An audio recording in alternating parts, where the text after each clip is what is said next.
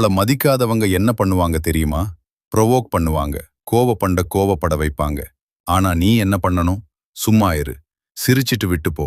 ஏன்னா நீ ரியாக்ட் பண்ணினாதான் அவர்களுக்கு வெற்றி. பகுதி 3. தூரம் வைக்க கற்றுக்கோ. எல்லாரும் நம்ம வாழ்க்கையில இருக்கணும்னு அவசியம் இல்ல.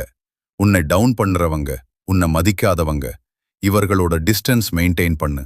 அது தவறு இல்ல, அதுதான் செல்ஃப் ரெஸ்பெக்ட். பகுதி 4.